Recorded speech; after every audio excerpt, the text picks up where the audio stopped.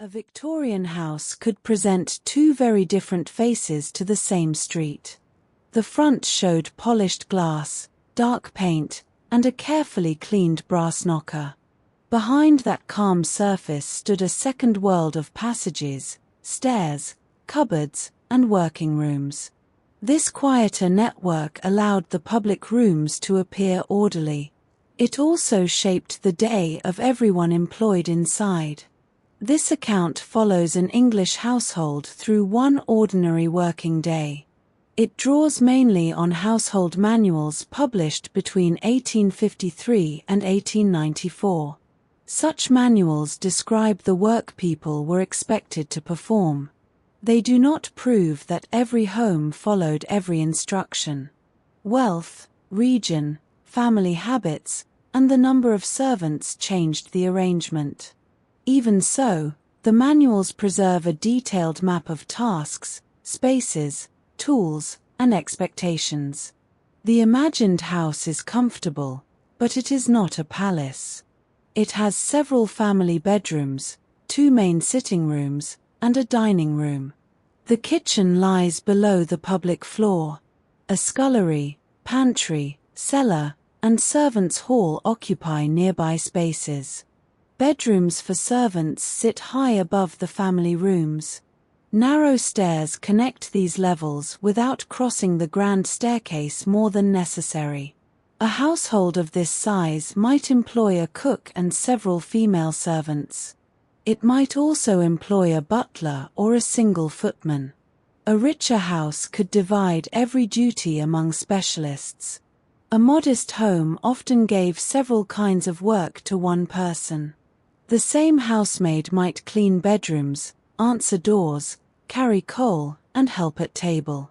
A general servant could combine most of the household work alone. The front door belonged to the family's visible life. Deliveries and daily work often approached by another route. In a London townhouse, this might be a gate and steps leading below street level. In a country house, it might be a side door near the kitchen court. Coal, vegetables, milk, parcels, and muddy boots entered through these practical spaces. Their movement rarely appeared in the finished drawing room. Before dawn, the house is mostly a collection of closed shapes. Curtains hang still against the windows. Ash settles in yesterday's grates. Empty jugs stand beside wash basins. The kitchen range holds only a low remainder of heat. None of these objects will remain untouched for long. Comfort depends on moving fuel, water, cloth, food, and waste through the building. The servants know the house through its working surfaces. They know which stair creaks near a bedroom. They know which chimney draws badly in damp weather. They know where soot gathers behind a grate. A warped door may need a careful lift before it closes. A bell wire may answer weakly from the upper floor. These small facts come from use rather than decoration. The bell system links the public rooms with the service areas. A pull beside a fireplace moves a wire through walls and passages. The wire shakes a labeled bell near the kitchen or pantry. The sound carries a request without bringing the family downstairs. It may mean coal, hot water, a tray, a letter, or help with clothing. The servant receiving it must interpret the time and place. A row of bells looks simple when the house is quiet. During a busy evening, several can move within a short period. Their sound changes the order of work already underway. A pan may need attention while a visitor arrives. A bedroom fire may be waiting while the front door sounds. Household service therefore joins routine with constant interruption. Hierarchy helps decide who answers and who continues working. In a large establishment, the housekeeper supervises much of the female staff. The butler holds a senior place among male servants. The cook controls the kitchen and its timing. Housemaids, kitchen maids, scullery maids, footmen, nurses, and personal attendants have narrower duties. Their rank affects work, meals, clothing, and authority among themselves. The hierarchy is not merely a list of job titles. It shapes where people sit and how they speak. It decides who gives an instruction to a junior servant. It may decide who answers a visitor and who remains unseen. Late 19th century observers noted that servants could reproduce the social distinctions of the household. A large house contained several small ladders of status. Yet most homes could not support a full ladder. Isabella Beeton's household manual describes both extensive and reduced arrangements. In one smaller pattern, a cook and housemaid divide work beyond their titles. The cook may care for the dining room, hall, lamps, and doorstep. She may answer early bells and deal with tradespeople. The housemaid takes the bedrooms and upper rooms. This division reveals how misleading a single title can be. A cook does not spend every minute beside food. A housemaid does not only make beds. A footman may polish boots, clean knives, trim lamps, carry trays, and wait at dinner. One person's day stretches across many materials and several floors. The building itself adds labor. A tall house turns every bucket into a journey. Coal moves upward from cellar or yard. Ash and dirty water travel downward. Clean linen rises from laundry areas to bedrooms. Used linen returns in the opposite direction. Meals cross from kitchen to dining room while still warm. Each staircase quietly measures effort. Modern descriptions often linger on uniforms and formal dinners. Period manuals give equal space to dust, smoke, stains, drains, fuel, and storage. Their pages show a household held together by repeated physical work. Grates require rubbing. Carpets require brushing. Lamps require cleaning and filling. Water must be heated and carried. Food preparation begins long before a dish reaches the table. The work also has a social surface.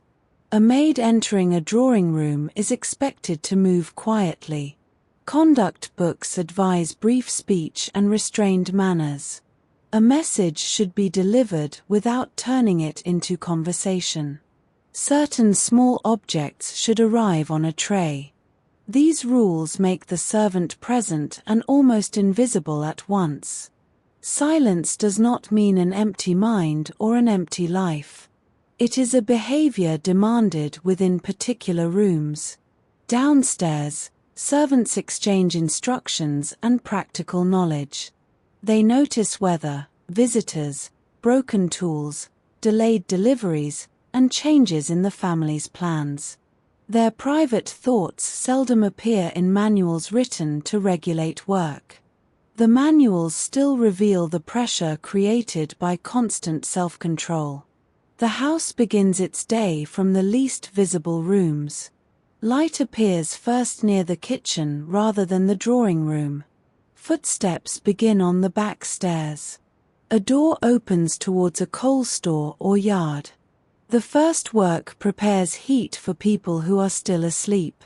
By breakfast, much of this early movement should leave little trace. Order is therefore an effect, not a natural condition. A clean doorstep follows sweeping and wiping. A bright grate follows ash removal and polishing. A warm room follows fuel carried by hand. A laid table follows the cleaning and placement of many separate objects. The family's ordinary morning rests on work completed before they enter.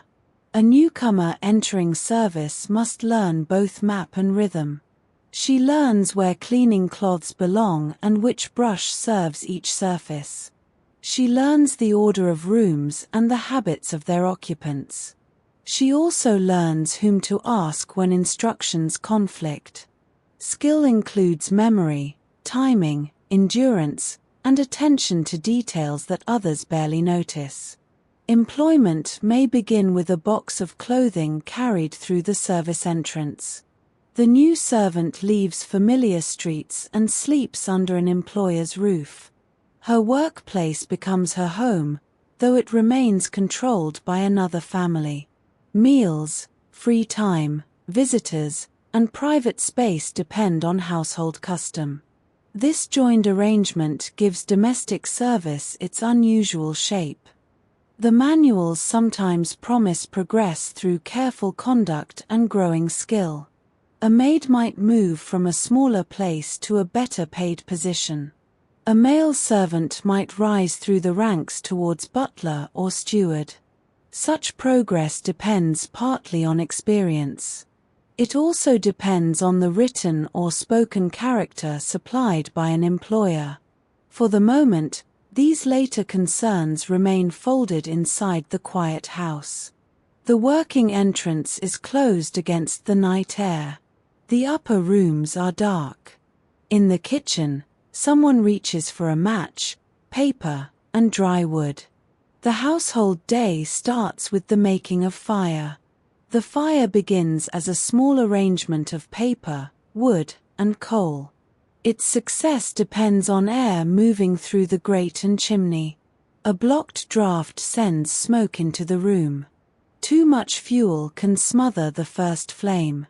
The servant lighting it works with materials that leave dust on skin and clothing. One practical manual for housemaids explains this process in careful stages. Ash must be removed before new fuel is arranged. Paper and wood create spaces through which flame can rise. Small pieces of coal rest loosely above them. A window may need opening before the match is struck. The details vary with each chimney, but attention always matters. Fire is not a single task completed for the whole house. The kitchen range needs heat for water and breakfast. Family sitting rooms may need their own fires. Bedrooms may require warmth during cold weather. Each grate holds yesterday's ash and soot. Each fresh fire consumes fuel that someone carries from below. The hour of rising differed by household, season, and position. Beaton's large house model recommends 6 in summer and 7 in winter for the cook. An 1853 housemaid's manual gives 6 o'clock in both seasons. These are instructions from particular books, not universal timetables. They still show how much work authors expected before breakfast. The housemaid first attends to her own narrow room. She opens the window when one is available. Bedclothes are drawn back and placed over chairs to air. The door is then closed, leaving the room unfinished. Her own bed waits while she prepares rooms for the family. Downstairs or on the main floor, shutters begin to open. Windows admit cool air into rooms closed overnight. In winter, this fresh air meets the colder surfaces of glass and stone. The housemaid moves quickly towards the room needed first. Its grate will create the greatest dust, so it receives attention before lighter cleaning. A rug near the hearth is lifted and carried away for shaking. A protective sheet spreads before the fireplace. Ash is gathered with brush and pan. Soot is moved gently so it does not float across furniture. Steel bars may receive emery cloth. Dark iron may be treated with black lead and rubbed to an even finish. These materials belong to a world of constant abrasion. Dust is brushed, metal is polished, and wood is rubbed. The finish seen by the family is produced by repeated contact. A bright surface also shows fresh marks very easily. Cleanliness creates the need for continued cleaning. In the kitchen, the cook faces a different fire. She may clear the hearth and brush the range before preparing breakfast. The kettle is rinsed and filled with fresh water. Heat must become steady enough for cooking. A weak fire delays the whole day. A smoky one can soil nearby walls, pans, and food spaces. The range is both tool and center of the working room. It heats water, cooks food, and warms irons or other equipment. Its metal surface needs care. Its flues and dampers affect how it burns. The 1894 Spon Household Manual treats range management as practical knowledge. This is not passive warmth supplied by a hidden system. Fuel arrives in stages. Coal may sit in a cellar, yard, or covered store. Smaller containers carry it to the places where it is used. The scuttle becomes heavier on every upward stair. Emptying it creates a brief dark slide of pieces and dust. Later, ash returns towards the lower parts of the house. Water follows a similar route. The building may have pipes, pumps, cisterns, or a mixture of arrangements. Even where water reaches the house, it does not arrive hot in a bedroom jug. It must be heated, poured, carried, and collected. A request for hot water starts a chain of work below. In a smaller establishment, the cook's early round extends beyond the kitchen. Bedtime assigns her the hall, lamps, doorstep, and sometimes the dining room. She sweeps and wipes these areas before family breakfast. Mats are shaken and returned. Kitchen stairs and passages are also meant to be ready. The expectation is clear in the manual's language. The service spaces should be cleaned before they interfere with later business. By the time the family appears, the house should already look comfortable. The work is successful when its disorder has vanished. Breakfast adds a firm point to the morning. Water must boil, the room must be ready, and the table must hold clean items. Bread, tea, coffee, eggs, or other dishes depend on household habit. The exact menu matters less than coordination. Several small preparations must arrive together. The breakfast bell may call the cook away from unfinished kitchen work. In some smaller homes, she brings in the meal and waits. The housemaid remains upstairs among beds and washstands. Tradespeople may knock at the service entrance. Early deliveries place food and household supplies into the cook's care. Every opening door changes the temperature near the kitchen passage. Damp air follows milk cans or vegetable baskets inside. Mud collects near the step. Wrapping, straw, and empty containers require a place. Accounts or messages may accompany the goods. The cook receives not only ingredients but also interruptions. A larger kitchen divides these early duties. A kitchen maid sweeps working spaces and cleans passages. She may prepare fish, poultry, vegetables, and meat under direction. A scullery maid keeps the scullery and kitchen utensils clean. The cook can then focus more closely on timing and judgment. This division does not make the work light. It spreads a long sequence among several bodies.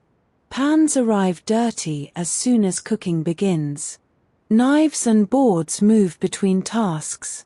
Vegetable earth reaches the floor. Water clouds with grease and starch. The scullery converts this returning disorder into usable equipment. In a home with one general servant, the sequence cannot be divided. One person may light fires, clean a doorstep, prepare breakfast, answer a bell, and begin bedrooms. The order changes whenever the family calls. Work omitted before breakfast remains waiting afterwards. The servant carries the whole plan in her memory. Morning light slowly reaches the public rooms. It shows fine dust that candlelight concealed. A polished table catches a pale reflection from the window. The bright grate begins to warm. These changes can make the house seem to wake by itself. The service stairs tell a different story through repeated footsteps. Cold weather increases the weight of the routine. More fires require more coal, ash removal, and checking. Wet shoes bring dirt indoors. Heavy clothing and damp hems need drying. Windows opened for air must later be closed. The servant moves between heat near the grate and cold on stairs or at doors. Summer removes some firework but adds other demands. Open windows admit street dust and insects. Longer daylight reveals marks on glass and furniture. Food can spoil more quickly in warm rooms. Water remains necessary for washing, cleaning, and cooking. Seasonal change alters the work rather than ending it. The first clean room is only a temporary achievement. Once the family enters, chairs move and crumbs fall. A fresh fire consumes its arranged fuel. The bell may request another scuttle. Used breakfast dishes return downstairs. Domestic work circles back upon itself throughout the day. For now, the earliest round has reached its purpose. The main rooms hold air, light, and warmth. Breakfast waits close to its proper moment. The family's morning begins inside an order assembled by others. Upstairs, more beds and grates are still waiting for the housemaid. Bedrooms create a special kind of work because they are both private and repetitive. Each room contains a similar group of objects. Their arrangement changes with the person sleeping there. The housemaid learns these differences and restores them without disturbing personal possessions more than necessary. The bed is opened to air before it is remade. Sheets, blankets, pillows, and covers must be lifted and smoothed. A heavy mattress may need turning at longer intervals. Dust gathers beneath the frame and behind nearby furniture. The work bends the body low, then raises heavy cloth again. A washstand holds another small system. Clean water arrives in jug or ewer. Used water leaves in a basin or covered pail. Soap dishes, glasses, and towels need attention. A chamber pot or slop container must be emptied and cleaned discreetly. The polished bedroom hides these necessary movements. Hot water adds more journeys. It cannot wait too long in a cold passage. A cupboard can reduce his cooling, but it adds weight. The servant carries it near clothing and painted walls. Careless contact can spill water on stairs or carpets. A successful delivery leaves only warmth and a filled jug. The bedroom fire follows the same basic rules as the morning room grate. Ash comes out before clean fuel goes in. Steel and iron surfaces receive different treatment. Dusty work should happen before final wiping. The housemaid balances speed with the need to keep soot inside the hearth area. Smoke is a practical threat rather than a dramatic event. A poor draft can fill a room with a bitter smell. Curtains and paper absorb it. Bedding may need airing again. The manual Byron Fraser Titler warns that one smoky fire can soil a room badly. Prevention saves many later tasks. After the grate, the sequence moves outward. Dusting starts higher and settles downward. Furniture receives a cloth suited to its surface. Ornaments are lifted and returned to their places. A mirror shows every smear in morning light. Small tables collect rings from cups, bottles, or wash water. Carpets cannot simply be passed over with a modern machine. Loose rugs can be carried and shaken. A stair carpet can be brushed along its length. Larger carpets need careful sweeping and periodic deeper treatment. Dust rises as it moves, so windows and covers become part of the method. The staircase links private rooms with public order. Its runner receives dirt from every floor. Edges trap threads, ash, and grit. Brushing it before breakfast keeps noise and dust away from later household movement. The task also places the housemaid directly in a route used by everyone. Doors and handles need attention because hands mark them. Painted surfaces show dark lines near the latch. Finger plates protect some areas but require polishing themselves. Skirting boards catch dust close to the floor. Window sills gather soot from the street and ash from indoor fires. Glass turns cleaning into a test of light. A window may look clear from one angle and clouded from another. Cold weather makes the work uncomfortable near an open sash. Street-facing panes collect grime faster. Inside, candle and fire smoke leave a softer film over time. The housemaid's cupboard or closet holds tools for these different surfaces. Brushes, cloths, leather, polish, and cleaning mixtures need separate places. Panton's Household Guide insists on order in this working space. Time disappears when a servant must search for a missing brush during a crowded morning. Tools carry their own maintenance. A dirty cloth spreads marks instead of removing them. Damp brushes can smell or lose shape. Polish left open may harden. Buckets and pans need rinsing after use. The working cupboard can become orderly only through another layer of work. Not every room is cleaned with equal depth each morning. Manuals describe rotating heavier tasks through the week. One sitting room may receive a thorough cleaning while others get their daily care. This division prevents every large task from arriving at once. It also ensures that some deeper labor waits behind each day. The family's habits can disrupt the plan. A person who remains in bed changes the order of bedrooms. A visitor may need a spare room prepared quickly. Rain can bring wet coats and muddy floors. Illness can increase water, linen, fire, and cleaning work. Domestic routine stays flexible because people are not fixed objects. Occupied rooms require quiet judgment. Conduct manuals tell maidservants to avoid unnecessary speech. A servant entering with coal or a message should not make herself the center of attention. She may need to work around reading, conversation, or sleep. The physical task continues inside strict social limits. The idea of invisibility has a practical cost. Heavy work must often happen early or behind closed doors. Noisy rugs move outside before the main rooms fill. Ash pans travel when passages are clear. A servant may pause on a stair to let the family pass. These delays lengthen work without changing its final appearance. Clothing adds another layer to bedroom care. Boots leave dirt near the door or dressing area. Dresses and coats need hanging, brushing, or movement to another servant.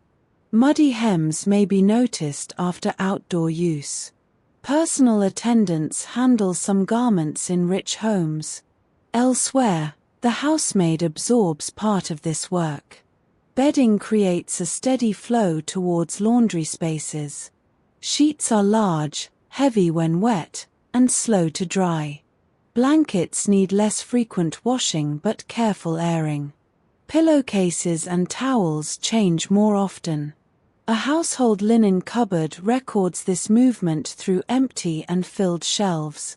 Clean linen does not appear at the bedroom door by chance.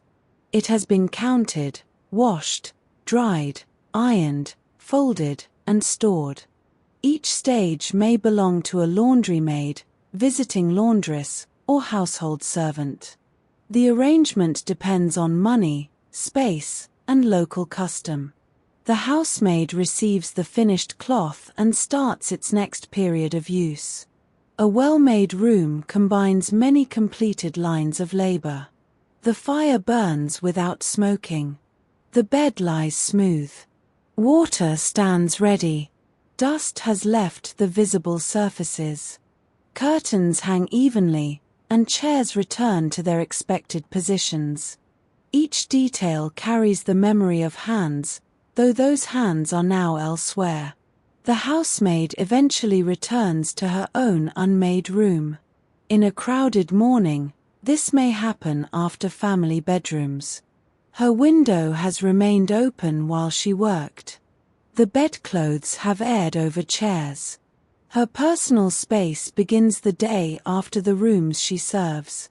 The contrast need not mean every employer ignored servants' comfort. Late Victorian household advice sometimes urges mistresses to inspect servant bedrooms and provide decent beds. Panton recommends a separate bed where possible.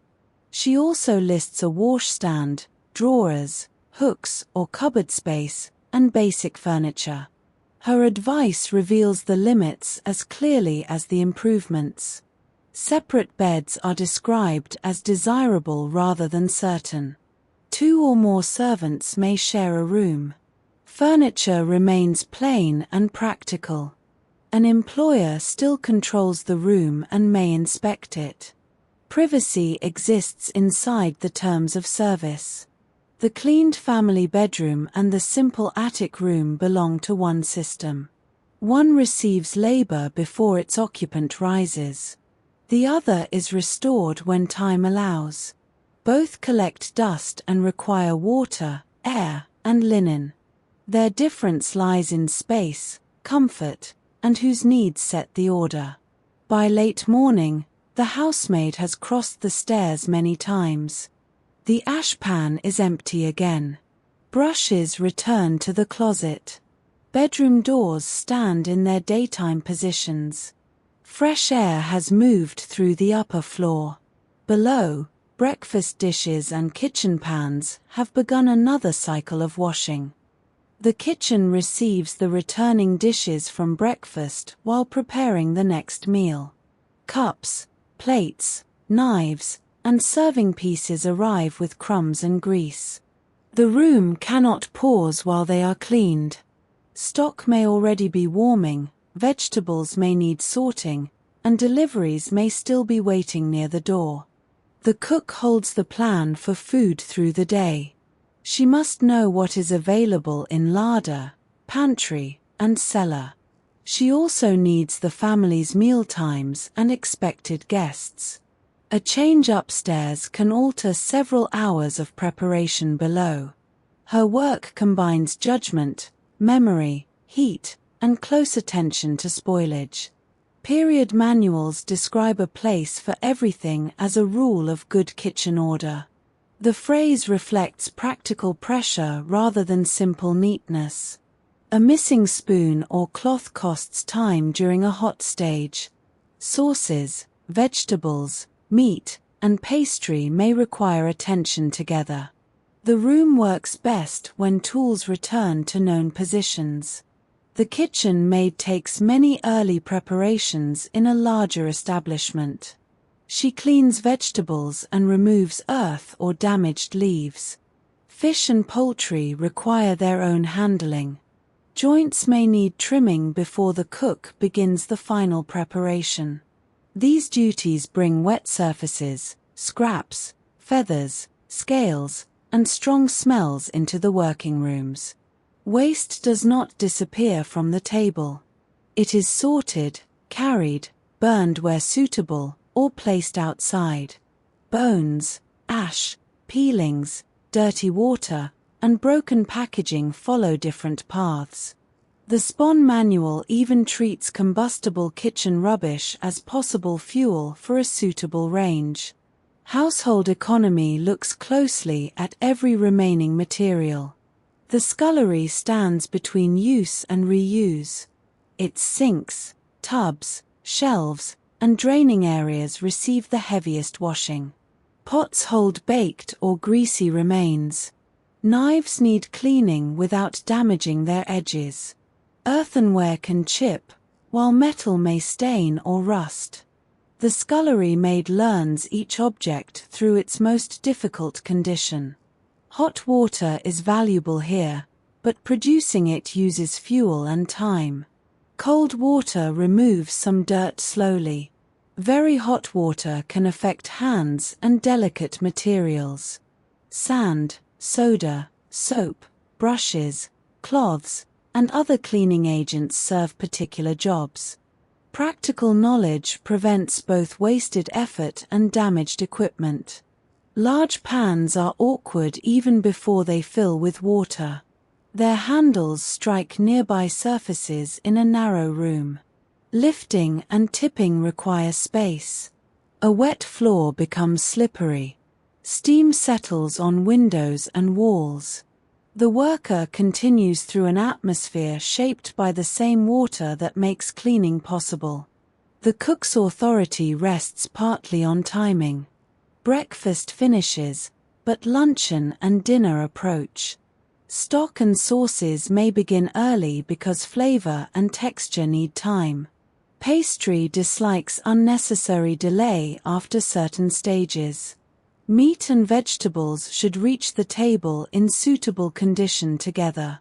The kitchen clock measures several processes at once. Beaton's manual describes the moment when an order to serve reaches the kitchen. Dishes that can wait are kept warm. More delicate preparations remain until the signal. The cook handles fish, soup, and poultry in her large house model. The kitchen maid handles vegetables, sauces, and gravies while the scullery maid assists. This is an ideal arrangement on paper. A real kitchen includes uneven fuel, delayed deliveries, and varying skill. Ovens heat differently from one range to another. A draft can alter a flame. A pan may take longer than expected. The cook adjusts by touch, sight, smell, and experience. Food safety is described through the language of sweetness, cleanliness, and bad smells. Without refrigeration, larder conditions need regular attention. Milk, meat, stock, and gravies cannot remain carelessly in warm air. Shelves, covers, hooks, and cool spaces support the cook's judgment. Summer makes this vigilance more urgent. The larder is quieter than the kitchen but equally practical. Air must circulate without admitting pests. Different foods need separation. Drips and crumbs attract insects or create odors. A servant entering with a lamp must protect both flame and stored goods. The room's calm order is maintained through frequent inspection.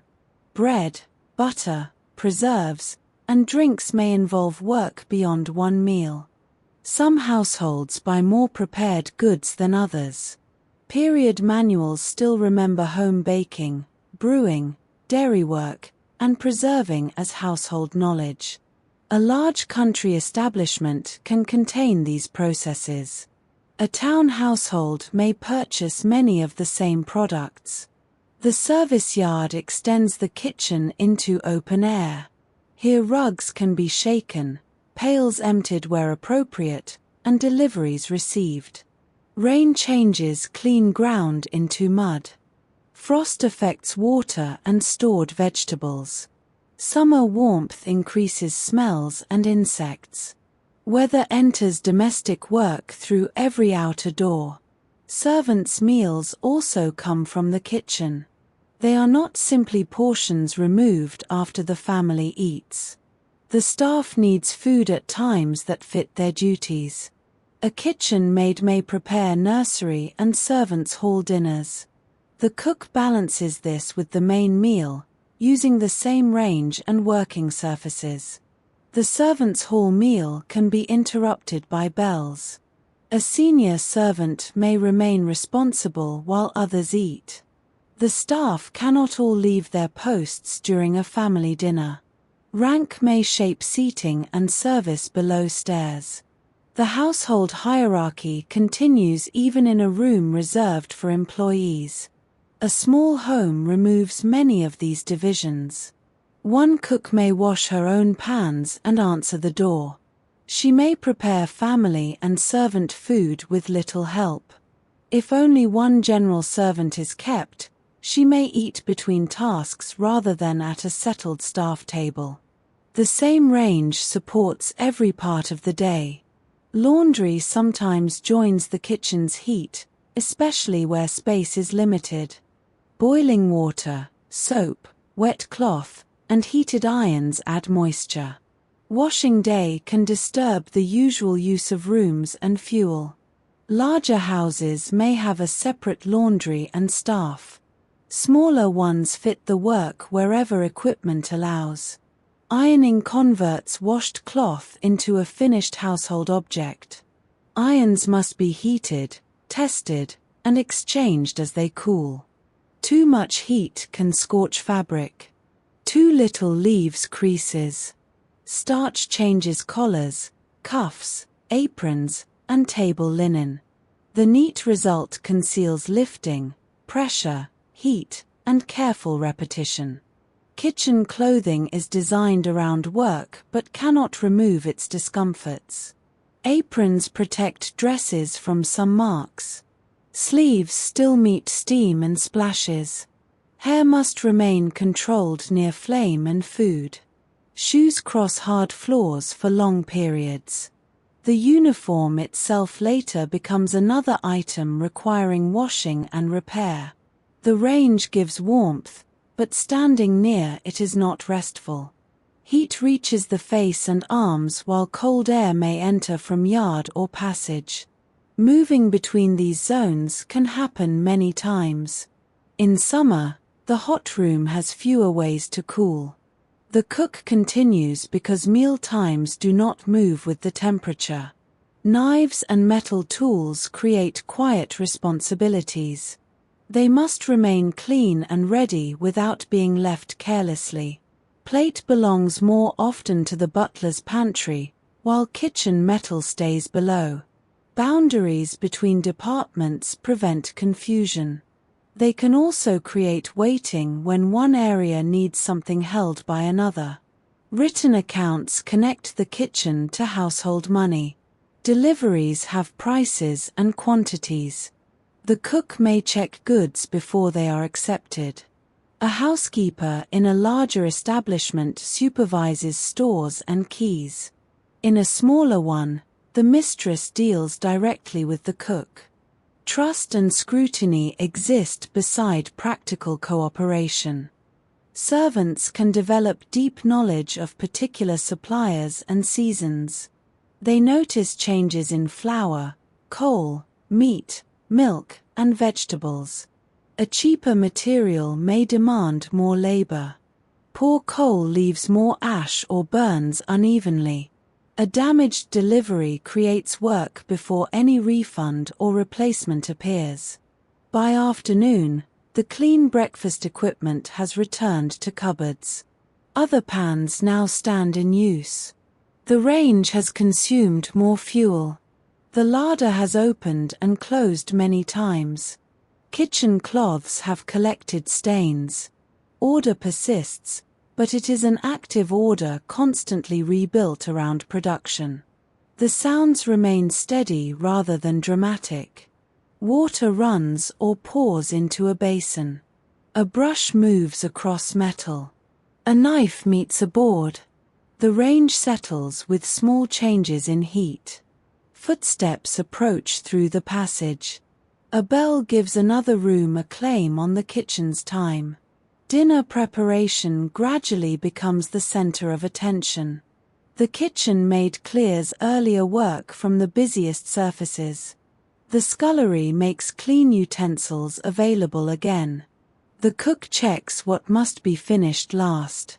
Above them, the dining room is being prepared by another part of the household staff. The dining room is prepared from the edges inward. Fire, lights, furniture, cloth, plate, glass, and food must meet in one ordered space. The family sees a table arranged for a meal. The servants see many objects whose cleaning, storage, and exact placement have occupied separate parts of the day.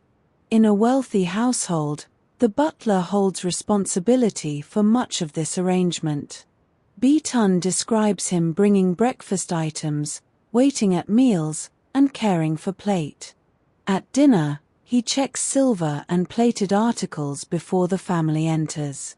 He also coordinates with other servants carrying dishes from the kitchen. The pantry is his working center. Shelves and locked cupboards hold objects that carry both value and household identity. Silver needs regular cleaning but can be damaged by careless treatment. Glass requires washing without chips or cloudy marks. Bottles, decanters, trays, and cloths each occupy a known place. The butler's keys mark trust and responsibility.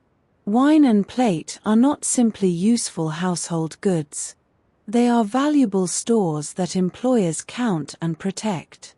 Records may follow bottles entering and leaving the cellar. At night, the butler locks plate away before the household settles. A footman performs a different range of visible and hidden duties.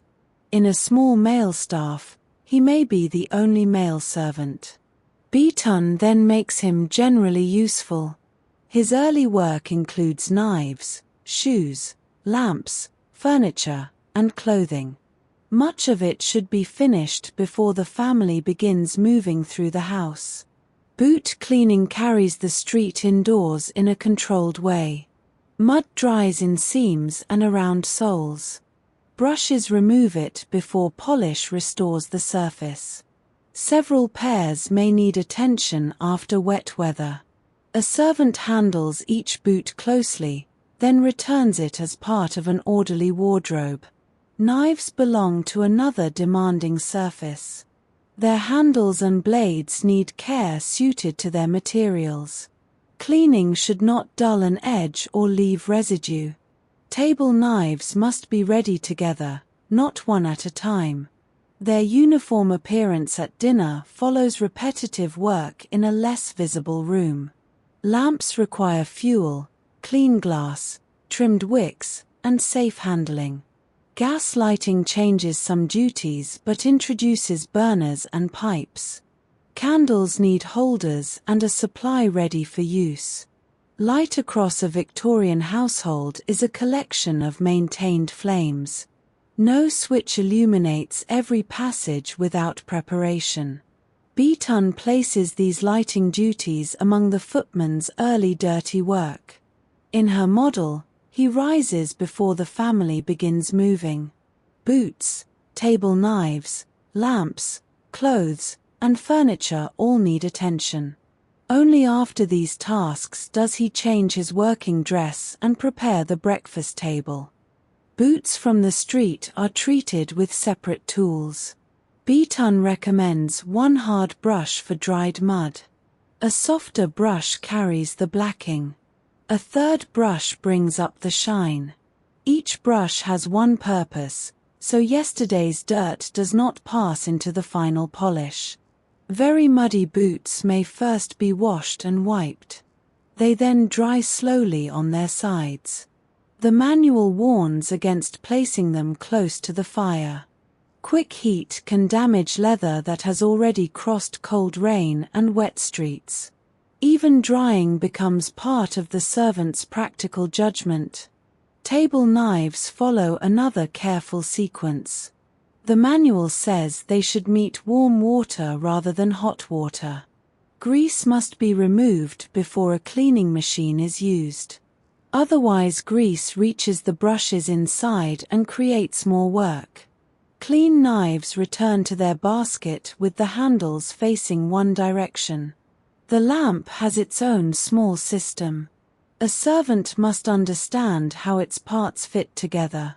When a lamp is cleared with hot water, Every piece must dry before fresh oil enters. Lacquer, brass, bronze, and glass cannot all be rubbed in the same way. The finish decides which cloth and material are safe. An even wick matters because a high section can smoke and burn badly. After filling the lamp, the servant wipes the outside with a cloth kept for that purpose. The glass needs attention inside and out. The aim is a steady flame that gives light without smoke marking the room.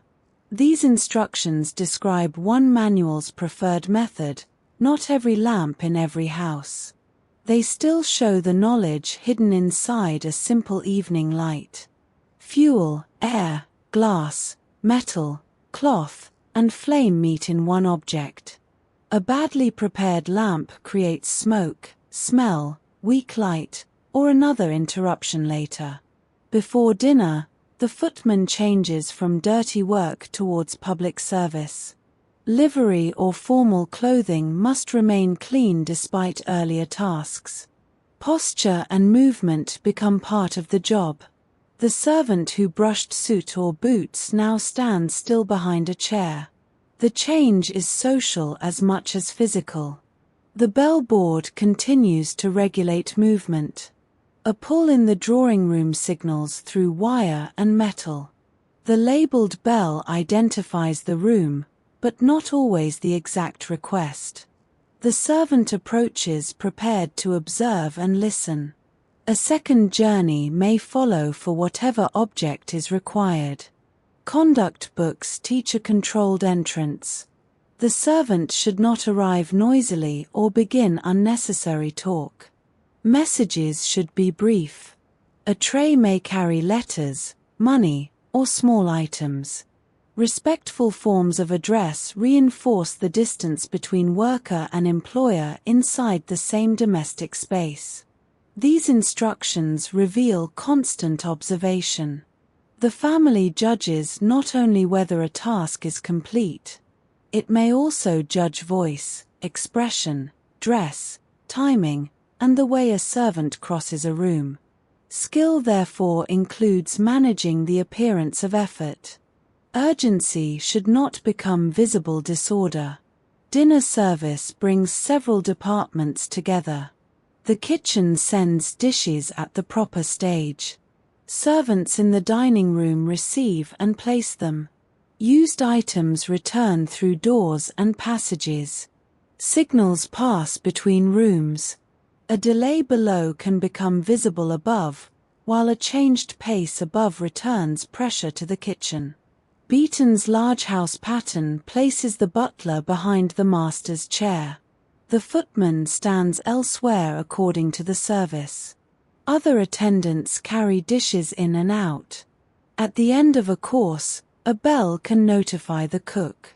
The sequence is formal, but it depends on practical coordination through walls. Food must remain warm during this movement. Covered dishes help, but stairs and passages take time. Doors should open without collision. Servants carrying hot or heavy items need space to pass. The public room stays composed because the busy route remains behind its service door.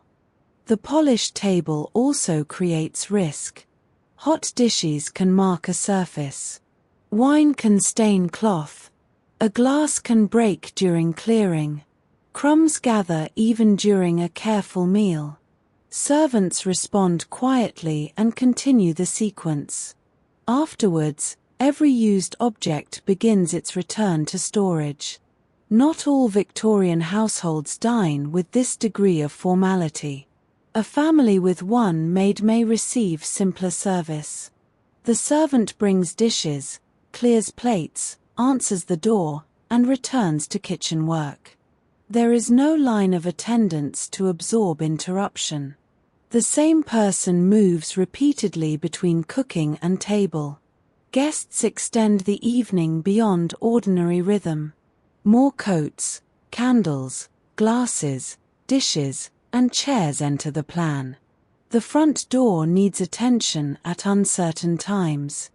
Carriages or hired transport may require messages. Servants wait while conversation continues. Their finishing work cannot begin until the gathering releases the rooms. A visitor sees the household in its most arranged state. Fires are tended, lamps burn evenly, and surfaces look calm. The extra polish may have required earlier work. The later clearing will continue after departure. Hospitality transfers effort from visible guests to hidden staff. The butler watches several kinds of safety as evening advances. Lights must remain in order. Fires need fuel while rooms are occupied. Passages should not be left dark. Wine and plate remain under his charge. The work asks for steady attention more than dramatic action. The footman may clear dishes while the butler attends elsewhere. Plates and glasses travel to pantry or scullery according to household practice. Food remains go towards the kitchen. Cloths are shaken, brushed, or set aside for washing. The dining room slowly returns from event to room. Tea creates another round after dinner in some households. Water must boil and cups appear clean. The tray moves to drawing room or another sitting space. Servants answer further bells while earlier dishes are still being dealt with. The day lengthens through polite custom. The front door has its own discipline. A servant receives names, cards, parcels, and verbal messages. He or she must know whether the family is at home to callers. A mistake can become a social offense. The door therefore joins memory and judgment with the simple act of opening it. Bad weather complicates every arrival. Umbrellas drip near the hall. Coats need space and perhaps drying. Boots mark clean floors. Cold air enters with each opening. A servant corrects these changes after the visitor passes. The hall recovers its composed appearance before the next call. The male servant's visible place can suggest greater comfort than the work provides. Waiting still for long periods strains the body differently from scrubbing. Formal clothing can feel warm near lights and fires. Late hours follow early cleaning. The servant remains available until the household no longer expects service. Female servants also wait at doors and tables where staffing is smaller. A parlour maid may take duties assigned to footmen elsewhere. A housemaid may assist when guests increase the work. Titles describe a main role, not an unbreakable boundary. Household size continually reshapes the lines. Status among servants affects who performs dirtier tasks. A senior servant can direct a junior one.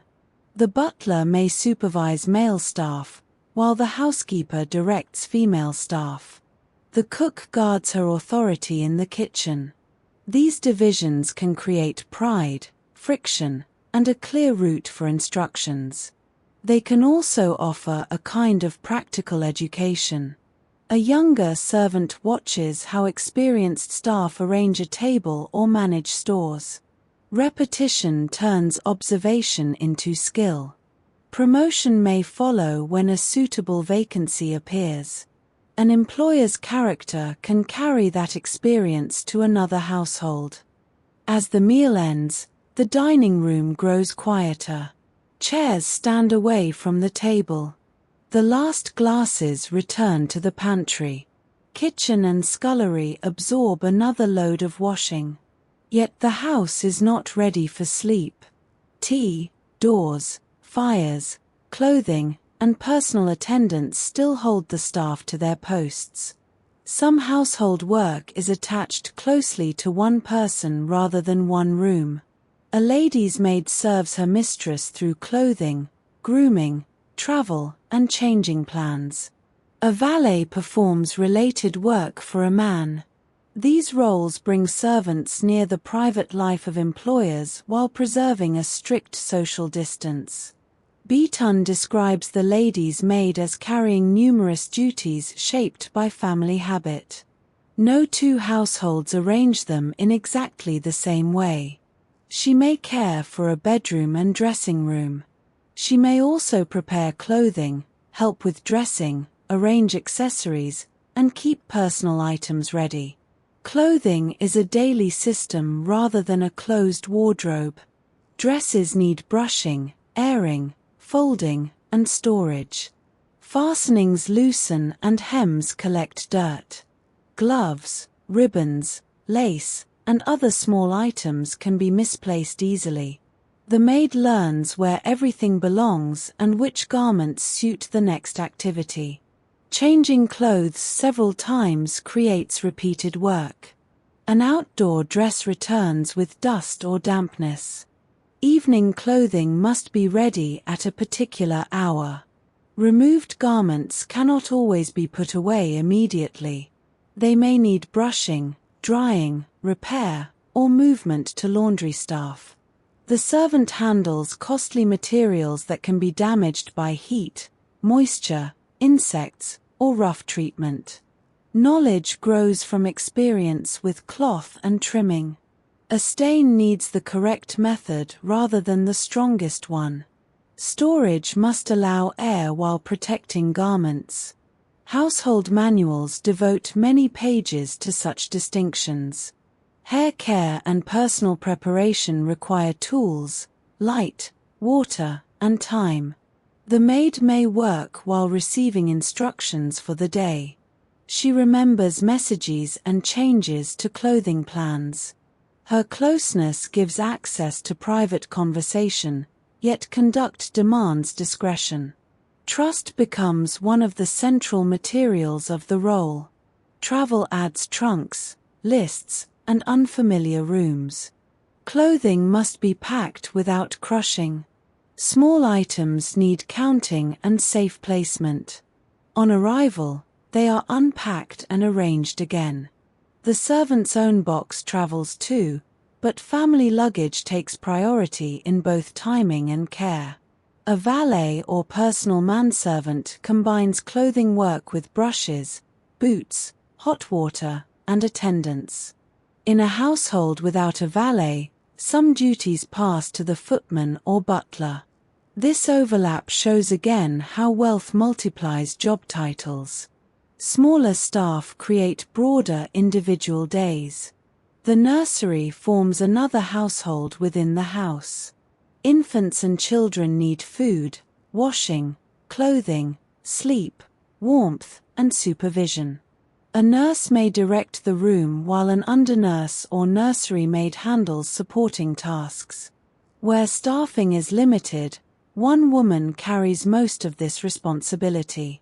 Nursery work follows children's changing rhythms rather than formal meal times alone.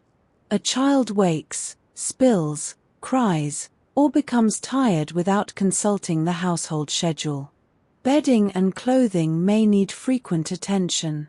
Food must suit age and family instruction. The servant remains close enough to notice small changes. Period advice often treats the nurse's influence as morally important. That language reflects the values of its authors.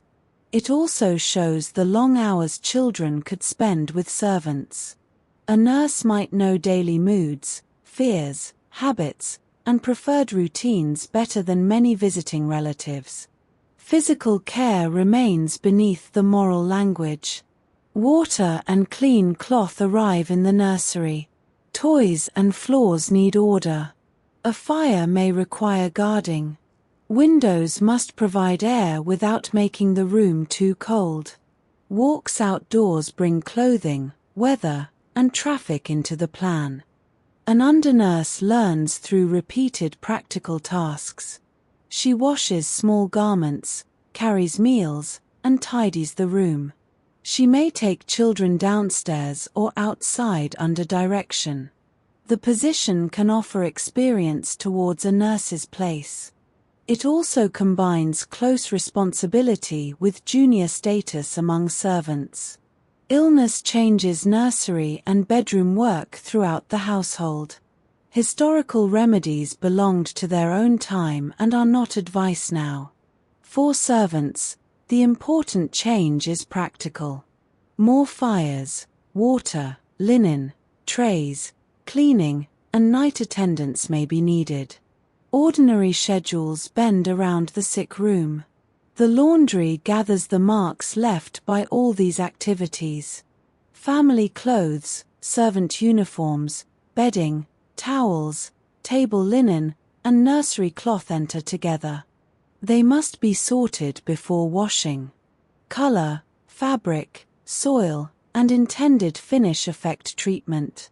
A mistake can damage several hours of previous work and a valuable object. A large household may have a laundry maid and dedicated rooms. Country houses can place washhouse, drying areas, and ironing space away from the main kitchen. A townhouse may depend on outside laundresses for part of the load. Some washing still remains within the home because daily life cannot wait. Water becomes heavy in quantity. Filling a tub takes many journeys without a convenient supply. Heating it consumes fuel. Wet sheets resist lifting and twisting. Rinsing repeats the weight. The final clear water must later leave the room, carrying soap and dirt with it. Drying depends on weather and space. Outdoor lines work differently in rain, frost, smoke, or still air. Indoor drying adds moisture to rooms. Large cloth needs enough distance to hang without folding upon itself. A late change in weather can bring a whole load back inside. Ironing begins only after washing and drying have succeeded. Several irons may heat near a fire so work can continue as one cools. A cloth protects delicate surfaces. Starch gives shape to collars, cuffs, caps, aprons, and table linen. Each finished piece is folded or hung according to its next use. Servant clothing carries the rules of position. A maid's working dress should allow movement and tolerate dust. A clean apron changes her appearance for visible service. Caps, collars, and cuffs can indicate order and respectability. Conduct advice also warns against dress considered too showy for the employer's idea of the role. These rules place personal identity inside employment. The servant buys, maintains, or receives clothing suitable for service. Her appearance belongs partly to the household's public image. Even on free time, employers may judge what she wears. Dress becomes another boundary between private preference and workplace control. Repairs keep clothing in service after wear appears. A loose button takes little time but cannot be ignored. A torn seam grows worse under strain. Darning restores stockings and household cloth. Mending often occupies quieter evening periods, though truly quiet periods may be brief. The linen cupboard holds the result of washing, ironing, and repair. Shelves separate sheets, pillowcases, towels, and table linen. Marks or labels help identify sets and uses. A housekeeper may control access in a large establishment. Counting protects stores and reveals what must return from the wash. Panton recommends marking bedding and other portable items for each servant's use. Her advice shows that even simple employee rooms involved household inventory. Sheets and towels belong to the employer, though used personally by the maid. The boundary between possession and use remains clear. The housekeeper stands near the center of these overlapping systems. She may supervise female staff, stores, linen, and parts of food preparation. Her keys and books express responsibility. Junior servants bring questions and receive instructions. The mistress expects information to rise through this internal line. Authority does not remove physical work entirely. A housekeeper may inspect rooms, cut linen, prepare preserves, or assist during special demands. Her experience allows her to judge materials and time. In a smaller household, the mistress or cook absorbs much of this coordinating role. Personal service creates moments of closeness across rank. A maid fastens a dress at an employer's back. A nurse comforts a child in darkness. A housekeeper protects stores trusted to her care. These acts can support affection or long service. They can also occur inside unequal control over wages, time, and home. The sources rarely give servants a full private voice. Advice books speak to them or about them. Household manuals measure successful work from the employer's view.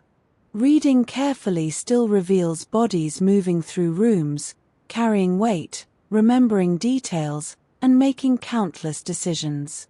Their knowledge sits inside every finished domestic object. As evening clothing appears upstairs, laundry tools grow still elsewhere. Nursery lights become softer. Clean garments wait beside a dressing table. Used day clothes begin their return towards brushes and baskets. The household shifts from production towards rest, but personal attendants remain awake while those they serve prepare for bed. The servants' hall offers a room where work becomes less visible but does not disappear. Its table is plainer than the family's table. Chairs, dresser, clock, and fire make a practical shared space. Meals, instructions, mending, and brief conversation gather there between the demands of the rest of the house. In a large establishment, senior servants may shape the order of the meal. Rank can decide where people sit and how juniors behave. The butler and housekeeper occupy positions of authority. A cook may guard her standing closely. The room below stairs therefore carries its own formality. Food in the hall depends on kitchen timing. A kitchen maid may prepare the servants' dinner as a named duty. Staff meals must fit around family meals, nursery needs, and bells. One person may leave the table to answer a call. Another remains in pantry or hall while guests are upstairs. The meal still provides a pause in physical movement. A worker sits after hours on stairs and hard floors. Warm food reaches hands marked by water, fuel, or polish. Conversation passes across departments. Information about visitors, weather, deliveries, and altered plans can become a shared map of the evening. Privacy in such a room is limited. It belongs to the staff as a group rather than to one person. Senior servants may hear what juniors say. The bell can interrupt any subject. Doors connect the room to service traffic. A private letter may be read amid other people's movement. Friendships grow because servants live and work close together. Shared knowledge can make difficult work easier. An experienced maid explains a chimney or a household habit. A kitchen servant saves a portion for someone delayed. A footman carries news from the front door. Cooperation fills gaps that formal instructions leave open. Tension can grow from the same closeness. Work that one person leaves undone passes to another. Rank gives some servants the power to correct others. Shared bedrooms and limited storage create small disputes. A late bell can disturb everyone involved in locking and cleaning. Domestic service contains both community and friction. The sleeping rooms often lie far from the hall. In a tall townhouse, servants climb towards attic or upper rear rooms. A country house may place them in a separate wing. Distance from family rooms supports separation. It also adds more steps at the end of a long day. Panton's 1890 guide devotes a chapter to servants' rooms. She urges mistresses to inspect their condition and keep them clean. She recommends plain floors, washable materials, and a separate bed where possible. Her list includes washstands, drawers, hooks or cupboards, and a small group of basic furnishings. This is advice from one late Victorian author, not a universal inventory. Its careful recommendations suggest that actual rooms could fall short. A separate bed needed explicit support because sharing remained possible. Clean walls and decent storage needed attention because they could be neglected. Reforming advice preserves evidence of existing problems. The bed gives the servant a place to stop, but not always a private room. Two maids may share the same air, light, and wash area. Panton advises separate washstands and chests of drawers for each occupant. Even these modest divisions could reduce arguments over personal space. An employer usually owns the furniture and household linen. The servant brings personal clothing and a smaller collection of belongings. A box or trunk may contain letters, keepsakes, and garments. Some advice discourages keeping boxes in bedrooms. Control over storage therefore reaches into the most personal part of the house. A lock on a drawer creates a narrow private boundary. It protects small possessions within employer-controlled space. The room itself may still be inspected. Another servant may enter for cleaning or shared use. Privacy is layered rather than complete. Heating in upper rooms varies. Some servant bedrooms have fireplaces, while others rely on warmth rising through the house. A fire means fuel, ash, and safety work before sleep. Without one, winter cold settles near roof and window. Heavy bedding offers comfort but also requires cleaning and airing. Lighting is equally modest. Panton preferred small paraffin lamps over gas or candles in servant bedrooms. Her concern was cost and fire risk.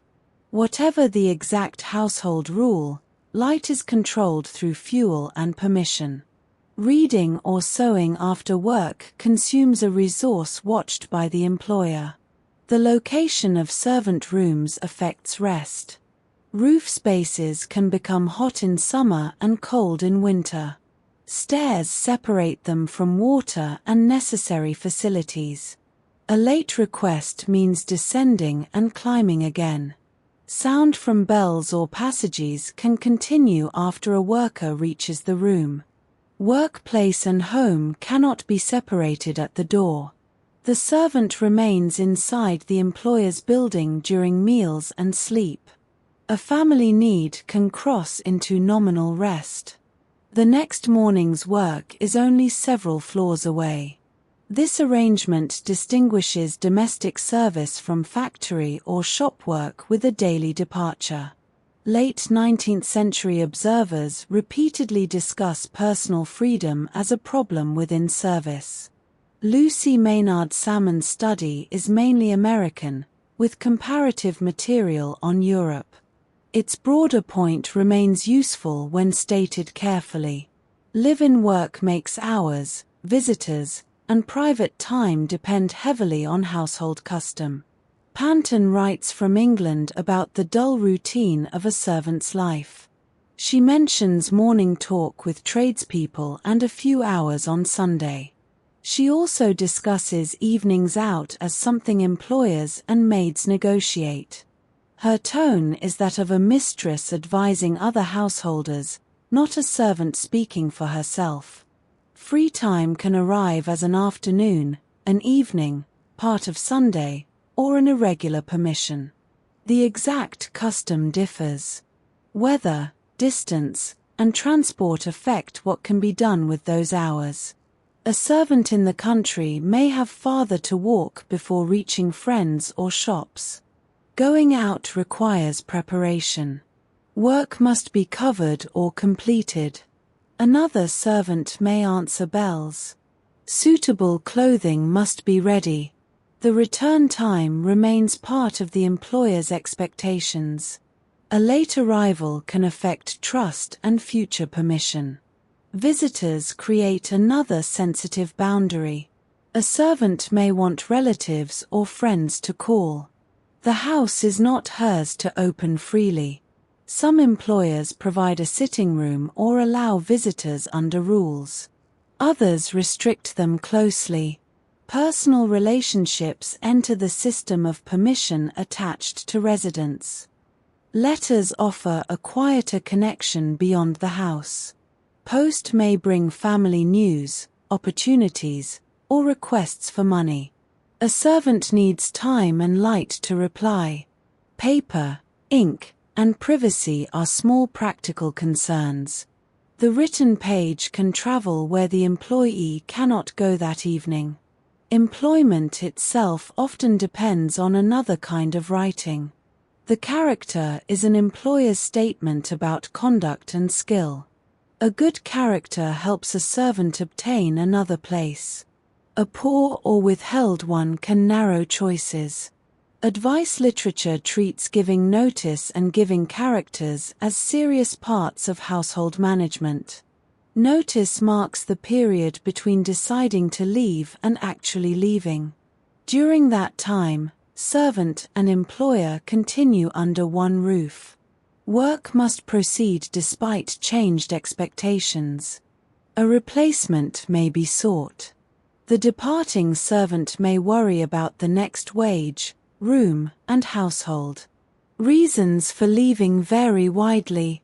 A servant may seek better wages, lighter duties, a higher position, or a location near a family. Marriage can end live-in service for some women.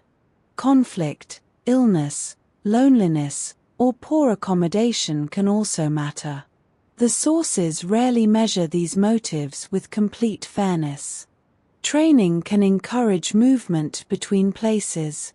A girl who begins as a general servant learns broad tasks. In a larger house, she may enter a narrower junior role. Skill in cooking, waiting, nursery care, or clothing can open another path. Promotion still depends on vacancies and employer approval. Wages form only part of payment because lodging and food accompany live-in service. This arrangement complicates comparison with outside employment. Losing a place can mean losing income, meals, and a bed together. Security in one household can therefore feel valuable even when hours are long. The employer also depends on continuity. A new servant must learn rooms, tools, family preferences, and daily timing. Frequent changes create repeated training and uncertainty. Panton recognizes this from the mistress's side when she writes about treating maids with greater consideration. Stability has practical value for both sides. Kindness does not remove the unequal structure. The employer controls pay, reference, residence, and much of the timetable. Affection may grow within that structure. Long service can create loyalty and shared memory.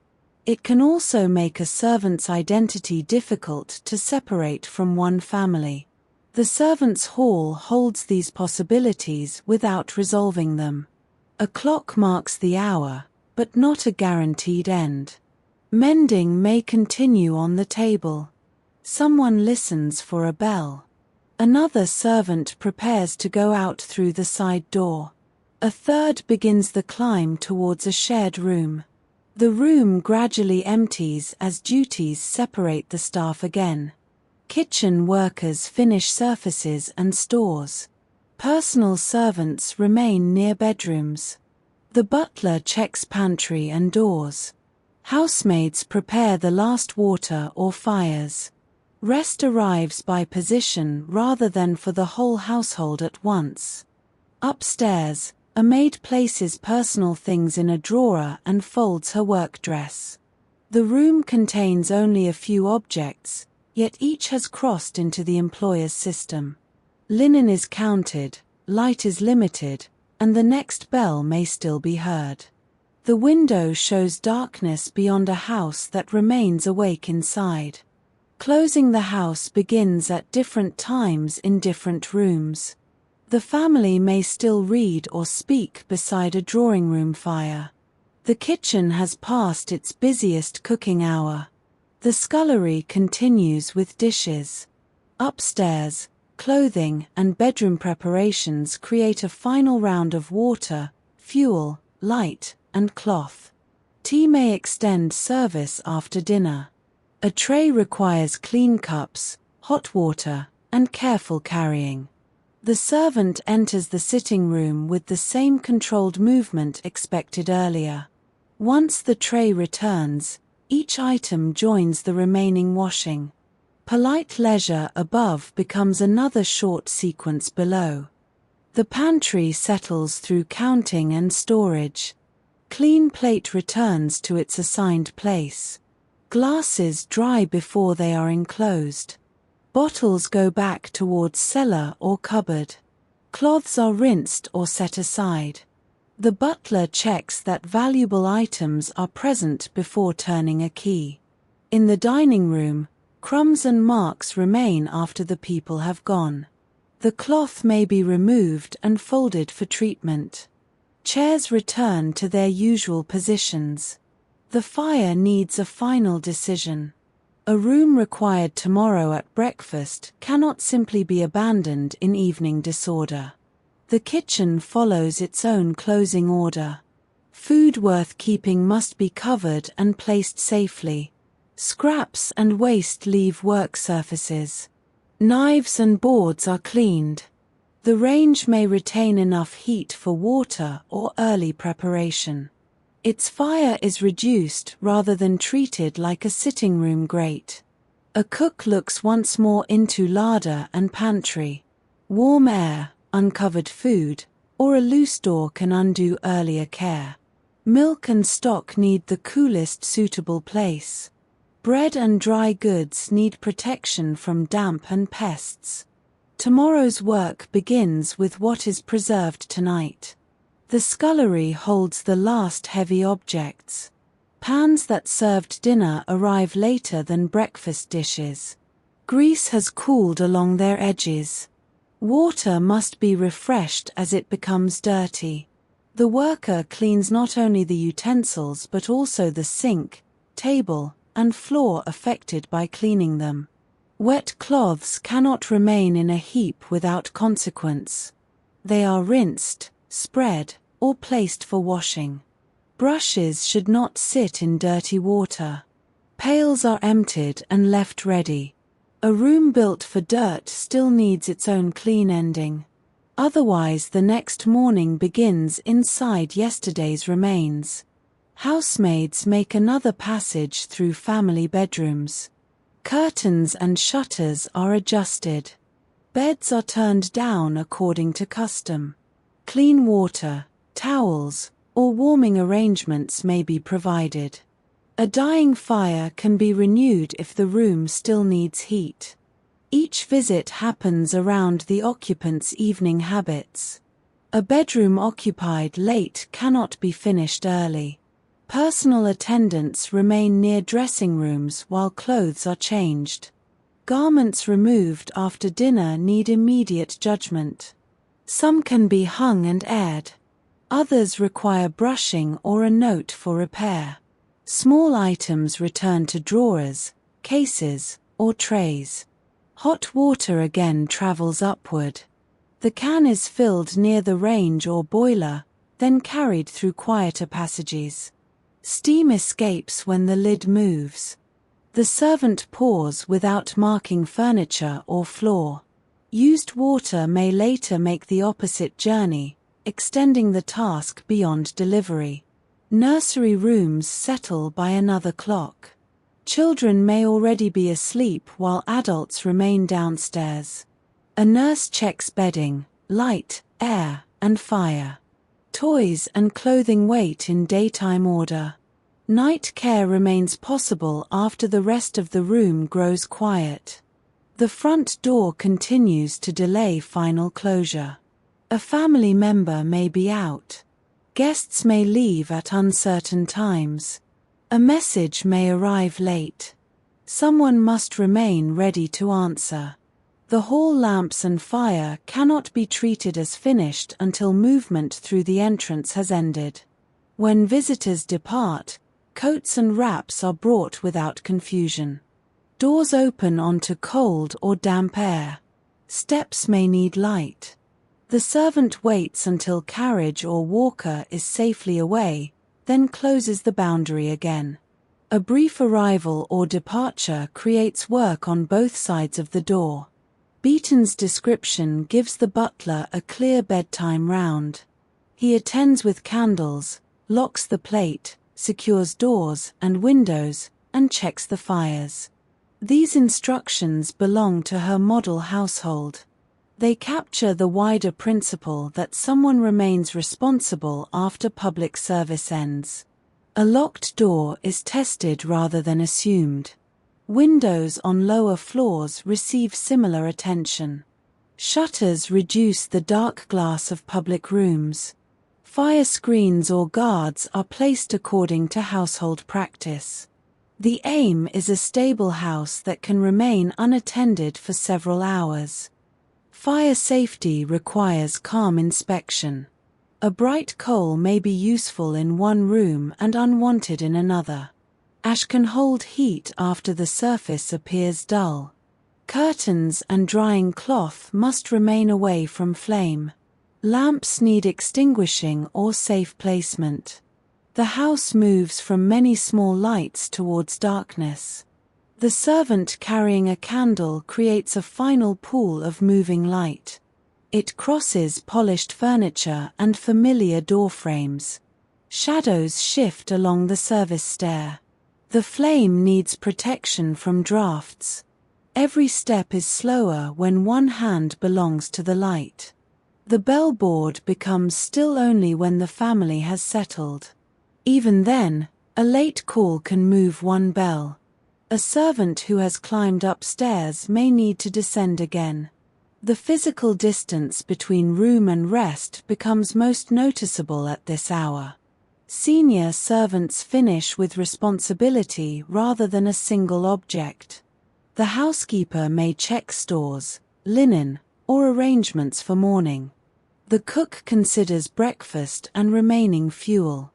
The butler holds keys and security. Their authority keeps them awake through the last decisions. Junior servants often finish the most physical remains. A scullery floor needs a final wipe. Coal may be brought in for the morning. Boots wait in rows after cleaning. Trays return to shelves. The day's objects are placed where early workers can find them in limited light. No universal finishing hour can be taken from these scenes. Family routine, guests, season, and staff size all matter. A quiet household closes earlier than one holding an evening party. One general servant may finish later because no colleague divides the final rounds. The length of the day is felt through accumulated repetition. One staircase did not seem large at dawn. After coal, water, trays, bedding, clothes, and bells, the same steps carry a different weight. The body remembers every journey even when the corridor looks unchanged. Hands also carry the record of materials. Hot water removes warmth from skin after long use. Soap and soda dry it. Polish darkens small lines. Needlework strains eyes under weak light. Formal service hides these marks under clean cuffs or a fresh apron. The servants' hall fire may remain low for a short period. Someone takes a final cup or finishes a piece of mending. Voices stay quiet because family bedrooms lie elsewhere in the building. The shared room offers a little warmth before the climb upstairs. A servant returning from an evening out enters through the side door at an agreed time. Outdoor air and street sound follow briefly. She removes damp clothing and lowers her voice. The rest of the staff may already be above. Her private evening ends inside the employer's locked routine. In the upper room, a small lamp reveals plain furniture. A washstand, bed, chair, and drawers fill most of the useful space. If two servants share it, their possessions occupy separate corners where possible. The room is less decorated than the chambers cleaned below. Preparation for sleep remains practical. A work dress is brushed or folded enough for morning. Shoes are placed where darkness will not hide them. Hair is loosened and hands washed. A letter may sit unfinished beside the lamp. The hour leaves little space between personal care and rest. The bed receives a body that has spent the day serving other beds. Its sheets may be changed less often than an employer's household preference provides below. Panton's recommendations aim for decent bedding and separate beds where possible. Their wording reminds us that comfort varied from house to house. A shared room changes the sound of rest. Another person moves, breathes, or prepares clothing. There may be quiet conversation about the day. There may also be no wish to speak. Privacy can mean facing the wall while someone else remains only a few feet away. Outside, the front of the house has returned to stillness. Curtains hide the rooms that were warmed and served. The brass and glass cleaned earlier catch little light. A passerby sees no sign of pans, ash, wet linen, or the servants climbing towards bed. Inside, stored heat fades at different speeds. The kitchen range remains warmer than the hall. Upper rooms cool near the roof. Pipes and cisterns settle. Wood contracts softly indoors and stairs. The working building becomes a night building without ever becoming entirely empty. Tomorrow's fuel already waits in cellar or scuttle. Clean cloth waits in cupboard and drawer. Breakfast stores remain covered. Brushes stand in the housemaid's closet. The preparation is incomplete by design. Domestic work cannot finish permanently because the household continues to live. The daily cycle explains why advice books value order so strongly. Order does not reduce the amount of work to nothing. It allows a servant to begin the next task without searching. It protects a few minutes within a day shaped by other people's needs. Skill appears in these small savings. A fire laid correctly uses less wood and produces less smoke. A cloth kept clean does not spread marks. A tray arranged well avoids a second journey. A cupboard returned to order helps the next person. Experience turns the house into a remembered sequence. The same skill can remain unnoticed precisely because it succeeds. No smoke marks the bedroom. No missing glass delays dinner. No cold water reaches the washstand at the wrong moment. Absence of trouble becomes the expected condition.